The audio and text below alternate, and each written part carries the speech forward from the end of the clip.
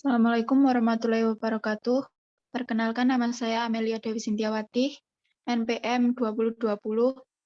Di sini saya akan mempresentasikan yaitu tugas dari Bapak Ainul selaku pengempu mata kuliah Komunikasi Bisnis. Perencanaan bisnis.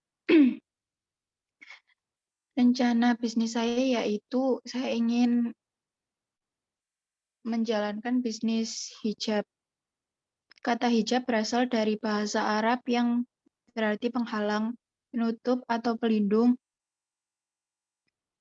sarung, kemeja, kerudung, dan selendang. Sedangkan pengertian jilbab menurut istilah Al-Qurtubi mengatakan jilbab adalah pakaian yang lebih besar dari kerudung yang dapat menutupi seluruh badan perempuan.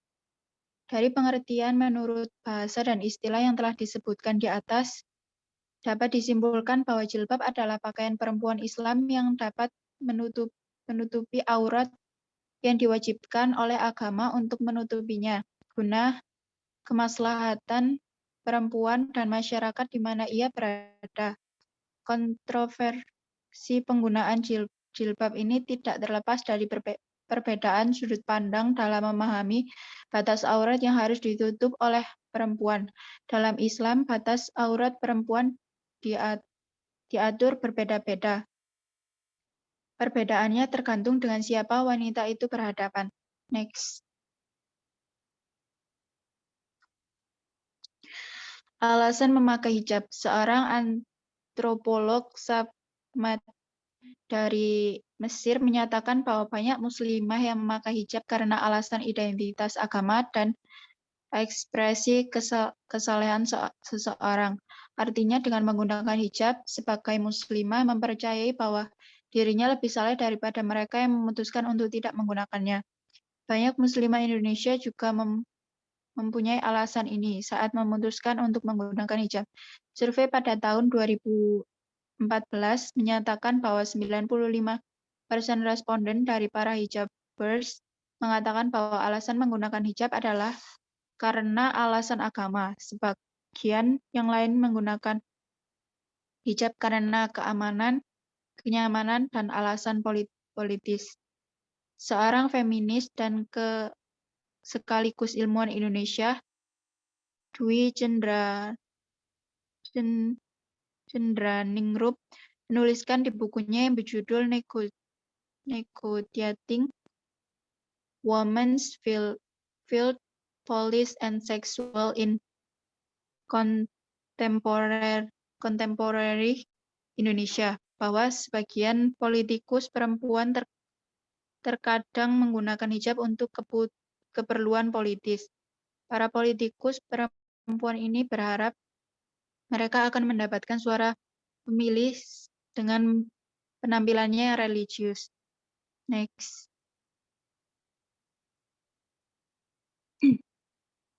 Sejarah hijab di Indonesia. Berdasarkan catatan sejarah, hijab pertama kali dipakai oleh seorang muslimah bangsawan dari Makassar, Sulawesi Selatan pada abad ke-17. Cara berhijabnya lalu ditiru oleh perempuan Jawa pada awal 1900-an. Setelah berdirinya organisasi perempuan muslimah Asyiyah, yaitu salah satu organisasi Islam terbesar yang sampai saat ini cukup berpengaruh di masyarakat melalui kegiatan pendidikan, ekonomi, sosial, dan juga kesehatan. Sebuah penelitian dilakukan oleh Jean Gelman Taylor, seorang profesor di bidang sejarah di Universitas New South Wales, Australia, menemukan bahwa tidak ada gambar hijab di foto-foto perempuan Aceh pada tahun 1880-an dan 1890-an.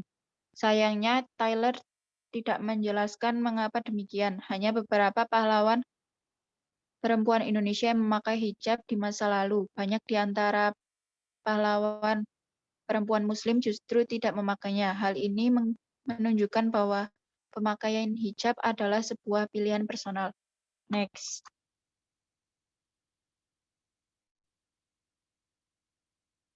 Selama Orde Baru, pemerintahan sempat melarang pemakaian hijab di sekolah-sekolah pemerintah di era Soekarno secara ketat menggunakan isu agama di arena publik. Pemerintah beranggapan bahwa hijab adalah simbol politis yang berasal dari Mesir dan Iran yang situasi politiknya tidak sama dengan situasi budaya Indonesia. Pemerintah saat itu khawatir bahwa hijab akan dijadikan sebagai identitas politik yang akan mengganggu stabilitas pemerintahan. Setelah itu, pemakaian hijab semakin diterima di masyarakat. Tidak lama kemudian, hijab telah menjadi tren terbaru di kalangan para muslimah. Hal ini didukung oleh dua organisasi Islam terbesar di Indonesia, yaitu Muhammadiyah dan Nahdlatul Ulama, telah menyatakan bahwa hijab adalah pakaian ideal untuk muslimah. Pengakuan dari kedua organisasi inilah yang menjadi semakin banyak orang menerima hijab sebagai pakaian ideal bagi muslimah di Indonesia. Ragam model hijab berdasarkan pengamatan saya, paling tidak ada 3 macam model hijab di Indonesia. Hijab sederhana. Hijab model ini berukuran pendek, sebahu, dan ada banyak warna dan model. Model jenis ini paling populer dan pemakainya sampai sekarang 70% muslimah. Next.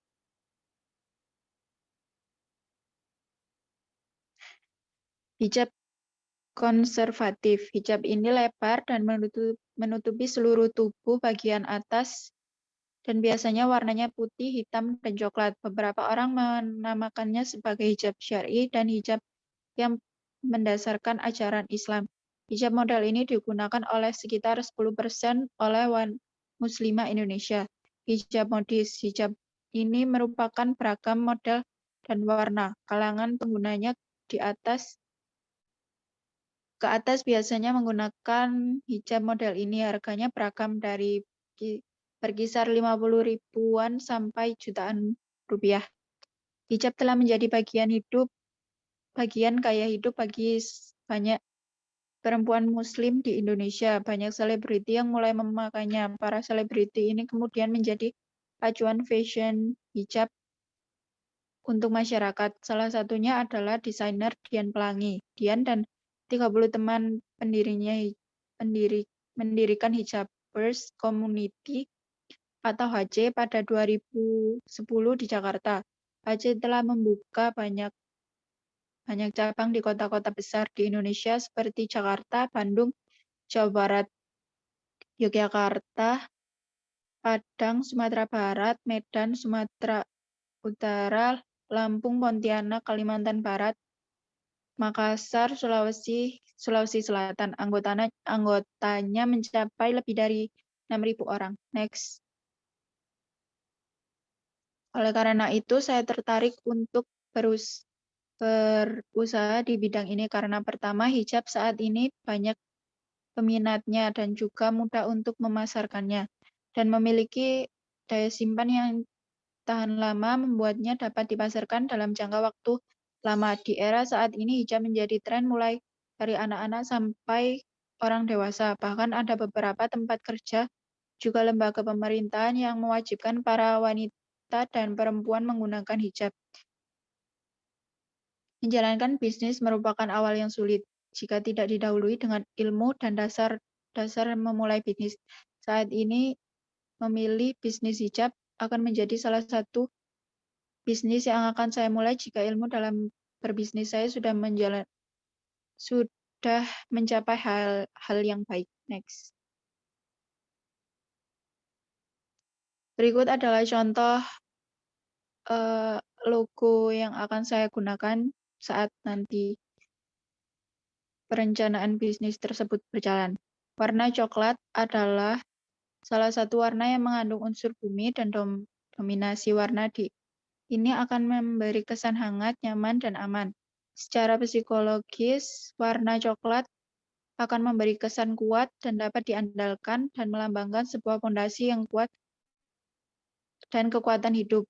Begitulah saya menginginkan bisnis saya nanti bisa kuat dan kokoh menghadapi persaingan dalam dunia bisnis. Warna orange memberi kesan hangat dan bersemangat serta merupakan simbol petualangan, optimisme, percaya diri, dan kemampuan dalam bersosialisasi. Harapan saya yaitu bisnis ini dapat mengambil hati para pelanggan dan menjadi kekuatan untuk brand tersebut. Nama ADS sendiri yaitu nama saya sendiri. Terima kasih.